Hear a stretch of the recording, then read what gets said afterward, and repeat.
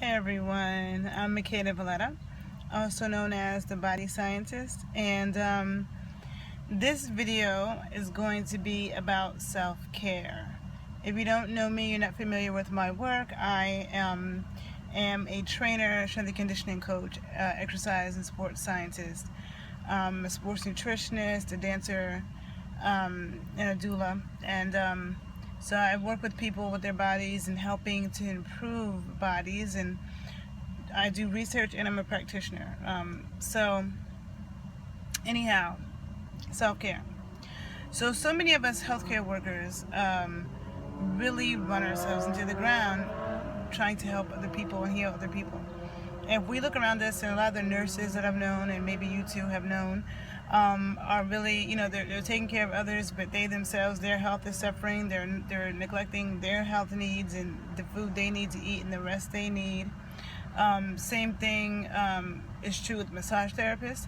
I've had so many massage therapists take my classes or train with me who it was like their life was being sucked out of them. Like they were so drained from picking up other people's energy and not, replenishing. Like we have to not just have ways of cleansing and blocking, but we also have to have ways of replenishing our own life force, and a lot of us, even, and as a trainer too, like it's, as somebody who teaches fitness classes and I train people and I teach people how to be healthier, it's like I myself have to do that as well.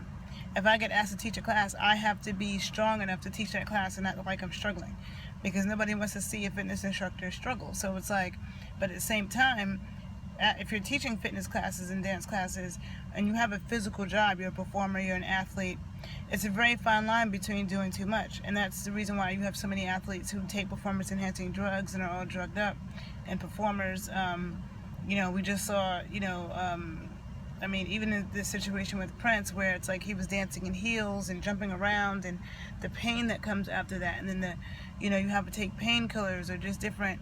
There's a lot of stresses that we put on our bodies, and especially people who need their bodies for a living, like athletes and performers.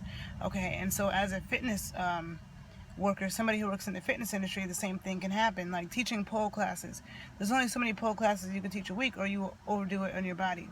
And then when you get injured, then you can't teach, you can't make money, So self-care is very important.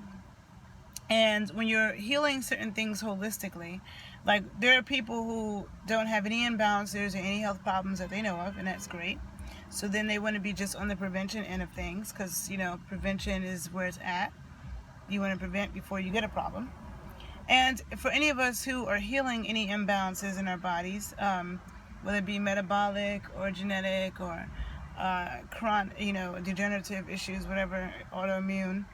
But any of us who are working holistically to heal, there's usually a number of things that we have to implement, and it requires time. It requires us to invest our time and attention. So whether it's preparing herbs, for teas or yoni steams, or, preparing herbal oils, to use for healing purposes, or if you're oil pulling to keep your gums clean, and if you are, lathering your skin in shea butter and coconut oil every day to make sure that it's protected from the elements and that it's well nourished, and that you're cooking your food, that you're cooking more and you're cooking with good ingredients, and it may mean that you have to go to the farmer's market now when you have to do extra work to get your food. And all those things, it takes more time. You may be doing castor oil packs, for certain things going on with your body. So now that requires you to lay down and put it on and like actually be there and be present and do it. So when we're healing things holistically, it's like, it's not like you take a pill and it's over. It's working over time to correct the imbalance, and you're usually implementing several things. Whether you're making time to exercise, it's like, that's also very important. And all exercise is not good exercise, and you can check some of my videos, my 3 fitness mistakes, and also my aerobic and anaerobic video, where I get more into that. But there's certain exercise that can deplete you and break you down, and there's certain that can build you up and be helpful, make you stronger, and that's what we want, right? And so when people try to tell me that they don't have time to exercise, You know, that's like a joke because I'm like, if Barack and Michelle have time to work out, then you have time to work out. The lives that they live, if they have time to get it in and stay in shape and play basketball and work out in the gym, then you can find that time too. It's all about your priorities. And, you know, to me, like taking a walk is not something that counts. Like being a New Yorker, we walk like miles every day and it's nothing, you know. That's just something that you should be doing. That to me does not go on the, unless you're walking up super steep mountains like the steepest hills in San Francisco and Pittsburgh or something, then walking doesn't count. Um, but but it's something that you should be doing though, as much as possible, without complaining. Um, and so self-care, taking the time to replenish ourselves, it's like such a struggle for me because, you know, being a trainer and I work with a lot of people from a distance, and there's a lot of answering emails and back and forth, and then, you know, I sell yoni eggs, and so there's answering